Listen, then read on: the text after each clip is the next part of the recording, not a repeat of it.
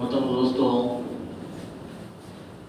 کہ اللہ تعالیٰ نے مجھے اور آپ کو جو دین دے کر بھیجا ہے اور جس دین پر چلنے کو ہم سے کہا ہے، یہ دین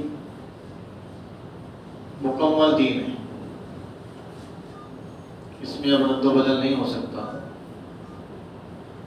ہر چیز کی رہنمائی، ہر چیز کی رہبری اللہ تعالیٰ نے ہمارے نبی کے ذریعے سے اس دین کے اندر مکمل کر دی۔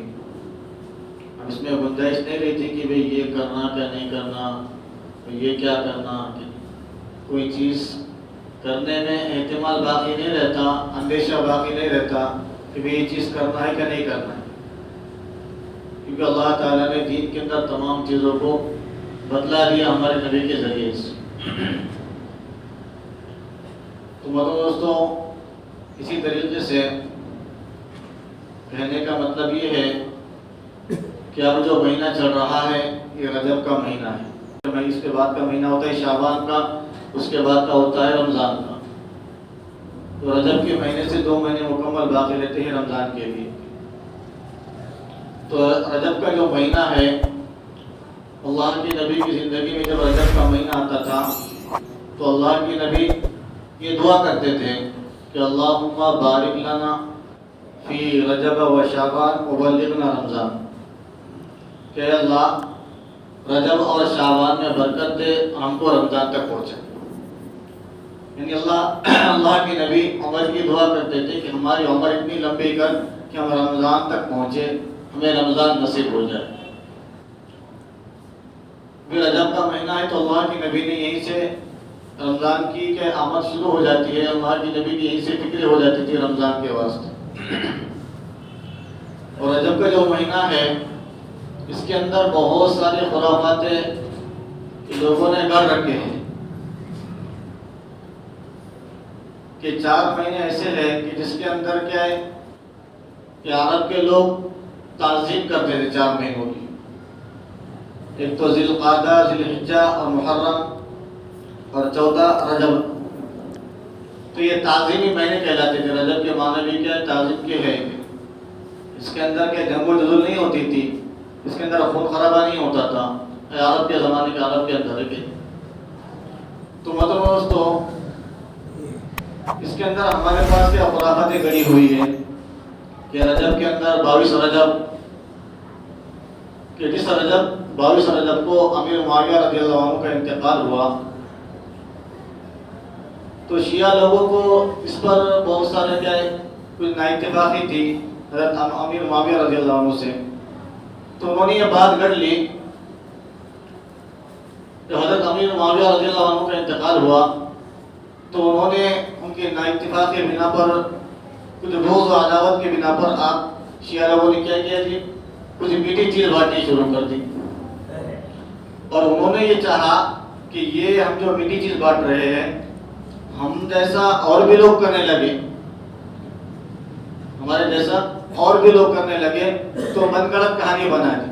کیا کہانی بنا دی کہ حضرت جعفر صادق رحمۃ اللہ علیہ ان کے مطابق ایک کہانی گھڑ لی، اور وہ کہانی گھڑ کر ایک لوگوں کے اندر من گڑت بات پھیلا دی، بدعت پھیلا دی کہ فلاں لکڑہار تھا، لکڑہار نے کیا کہ اس کی عورت کو، اس کی بیوی تھی، بڑی پریشان تھی، لکڑہار بڑا پریشان تھا۔ تو اس نے سنا کہ حضرت جعفر صادق رحمۃ اللہ علیہ کیا بات کر رہے کہ اگر کوئی کیا کنڈوں کی کیا کوئی کنڈے کے اندر میٹھی چیز رکھ کر کیا اللہ سے کیا جعفر صادق کے نام سے اللہ سے مدد مانگے گا تو اللہ اس کی مدد کریں گے، اس کی کیا حاجت پوری ہوں گی۔ تو لکڑہار کی بیوی نے کیا ہے حضرت جعفر صادق کے نام سے کنڈے تیار کیے اور میٹھی چیز اندر کیا پوری وغیرہ رکھی، اور اس کی کیا ہے اس کے جو شوہر تھا اس کے شوہر کیا مالا مال ہو گیا اور بہت سارا مال اس نے لایا۔ اسی طریقے سے ایک وزیر کی بیوی نے اس بات کو نہیں مانا اور اس نے وہ کیا کنڈوں کی عید نہیں کی، یا پھر وہ جو میٹھی چیز رکھنی تھی کنڈوں کے اندر اس کو نہیں کیا، تو وہ بیوی کیا ہے وہ وزیر کیا وزارت سے نکل گیا، پھر اس نے بھی پھر کیا ہے توبہ کی اور پھر اس کو کیا ہے وزارت پہ رکھا گیا۔ تو یہ بات شیعہ لوگوں نے کیا کیا کہ من گھڑت باتیں کیا پھیلا دی، اور بہت سارے مسلمان ان باتوں کو کیا اپنے دل کے اندر بٹھا کر پھر وہ ایک من گھڑت بات اور ایک بدعت ایک رائج ہو گئی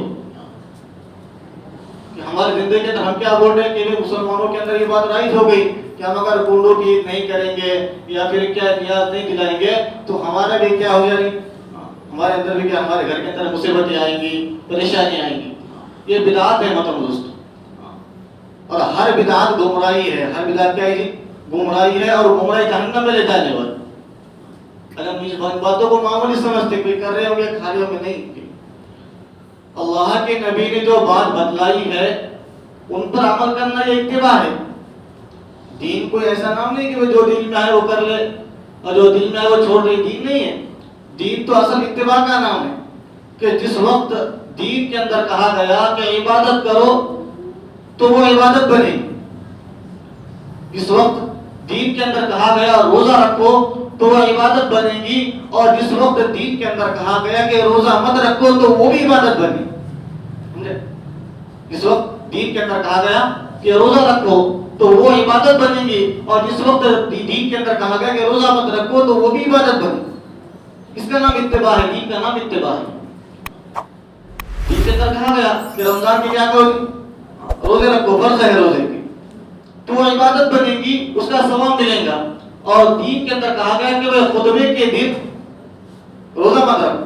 خطبے کے دن روزہ مت رکھو. اب کیا ہوا، نہیں جی روزہ رکھ رہے، اللہ کی عبادت کر رہے تھے آپ، خطبے کے دن میں ہم روزہ رکھیں گے تو وہ عبادت نہیں کہلائیں گی بلکہ بدعت کہلائیں گی. اللہ کی نافرمانی اور اللہ کے حکم کو توڑنا کہلائے. رمضان کے روزے رکھنا یہ اللہ کی عبادت ہے، یہ اتباع ہے، یہ اللہ کی اتباع ہے، اللہ کی اطاعت ہے. اور عید کے دن روزہ رکھنا یہ اللہ کی نافرمانی. عید کے دن روزہ رکھے وہ اللہ کی اطاعت نہیں کریں گے بلکہ اللہ کی نافرمانی کریں. تو دین کے اندر اگر ہم من گھڑت باتیں اگر ڈالیں گے، من گھڑت باتوں کو لائیں گے اور کچھ بھی نئے نئے فتنے لائیں گے تو مطلب اس کا ثواب نہیں ملے گا.